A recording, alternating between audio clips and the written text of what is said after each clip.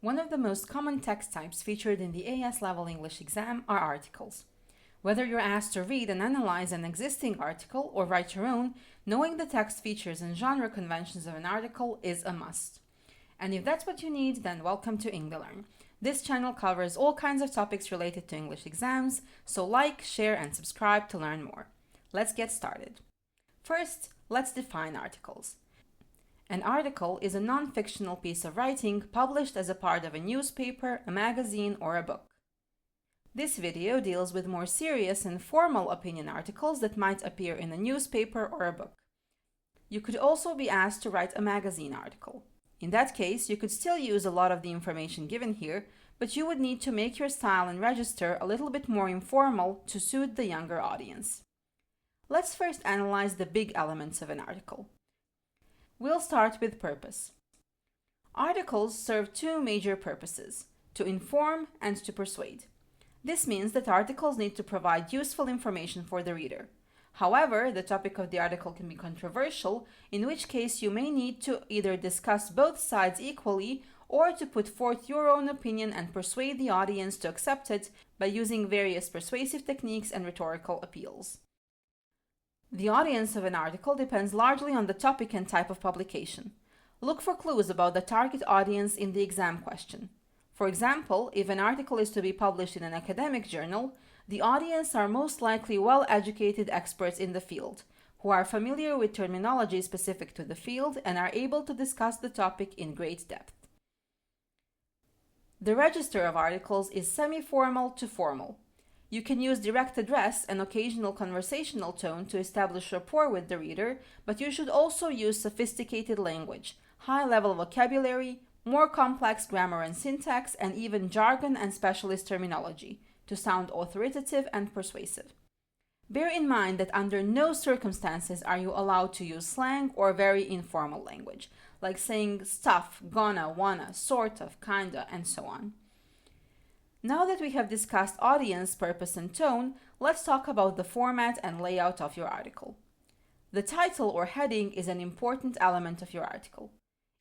If you think about articles in real life, many times we decide whether to actually read the article or not solely based on whether we find the title interesting and engaging enough. The purpose of the headline is to capture attention and spark interest, so you need to hook the readers in with humor, alliteration, rhetorical questions, or puns. At the same time, bear in mind that the headline needs to reflect the main idea of the article. Apart from the headline, your article also needs to have subheadings for each paragraph or section. The subheadings clearly indicate transitions and key ideas for the reader and make the text easy to follow and more cohesive and coherent. It's a good idea to make the headings engaging as well. Next comes your introduction. The introduction is one of the most important parts of an article because this is the part where you need to show your readers and the examiner that your article is worth reading. Many students make mistakes in their introduction, which immediately cause problems. You don't want the examiner to start reading your paper and immediately become disengaged because he or she has read the same introduction 20 times before he even got to your paper.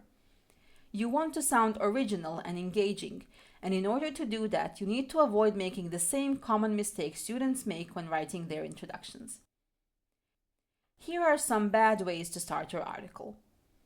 Don't start with sweeping generalizations, such as "everyone agrees that." This kind of an introduction is too broad and generally incorrect. There are very, very few things that everyone agrees with. You should also avoid starting your article with an overly generalized historical background, such as saying, "since the dawn of time." Again, this is incorrect in most cases.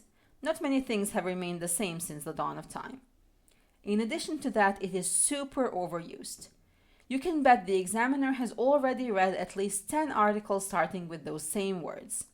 Clichés are never a good idea in writing, so do your best to avoid them. Avoid using vague and very broad introductions. Article topics are often very specific.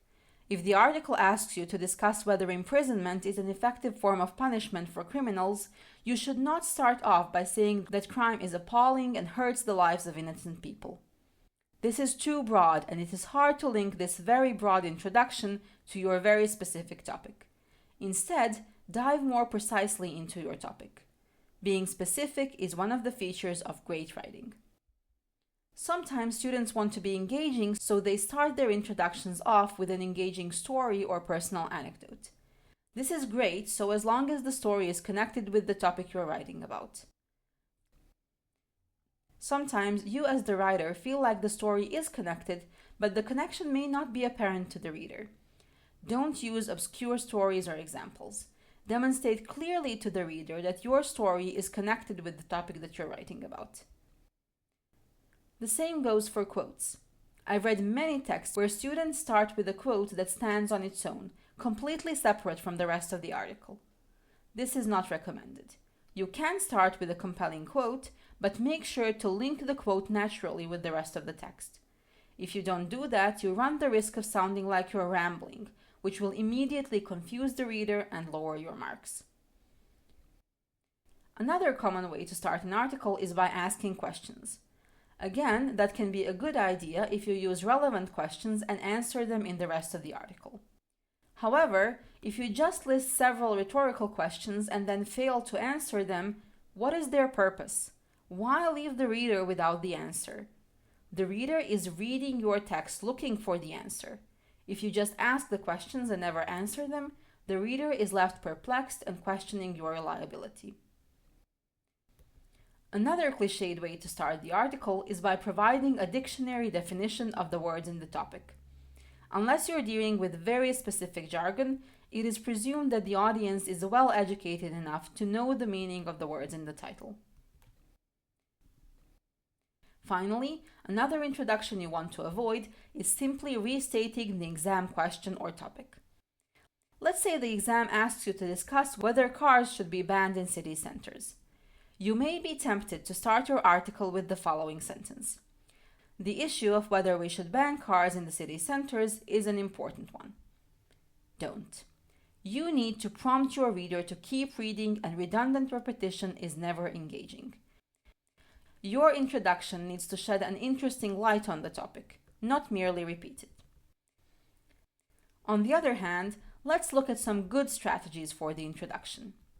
You could start with an anecdote related to the topic.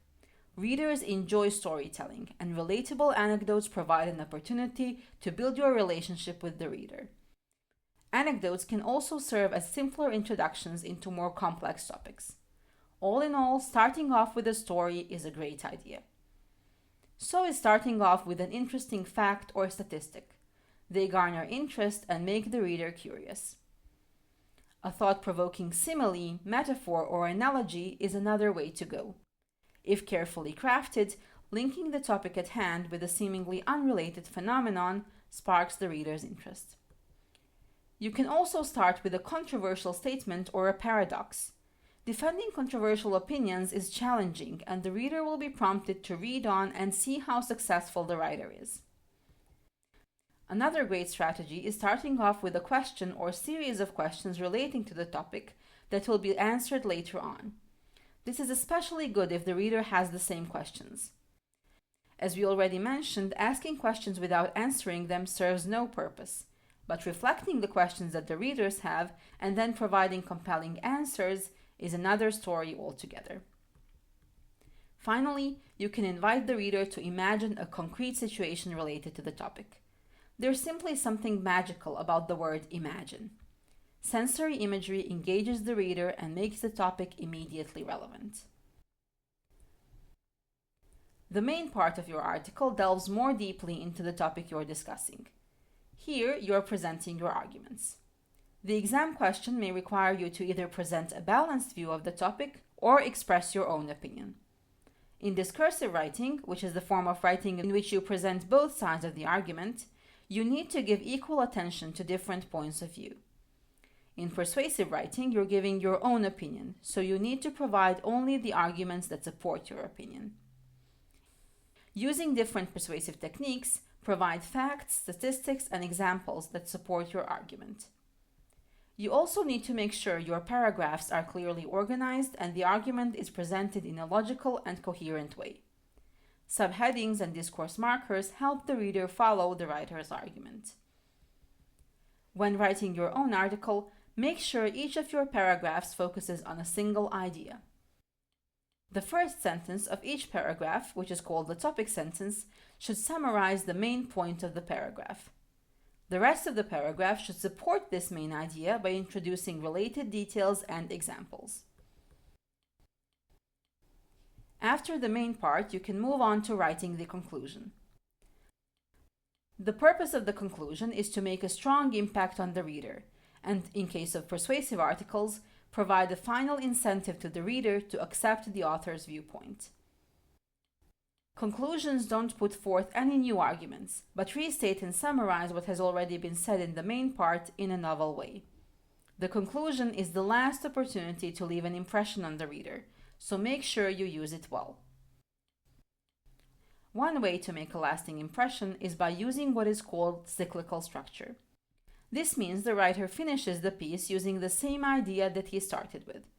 For example, if the topic was introduced by mentioning apples, the conclusion will refer back to the introduction and mention apples too. This is a very satisfying and effective structural tool as it helps the reader bring the story full circle. As I already mentioned, articles are some of the most common text types to appear in your exam, and they're also one of the easiest to master. I hope this video helped you understand some of the main features of articles, and as always, like, share and subscribe, and happy exam season everyone!